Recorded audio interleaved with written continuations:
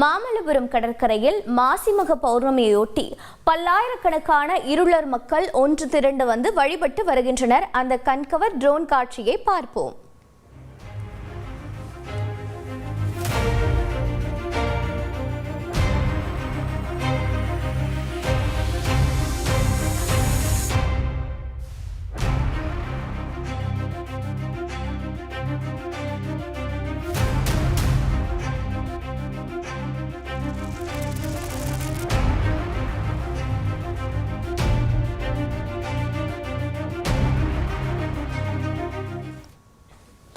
இது பற்றிய விவரங்களை செய்தியாளர் ராமச்சந்திரன் வழங்கி கேட்கலாம். ராமச்சந்திரன் வணக்கம். இருளர் இன மக்கள் ஒன்று திரண்டு வழிபட்டு வருவது தொடர்பான உங்களுடைய தகவல்கள் என்ன?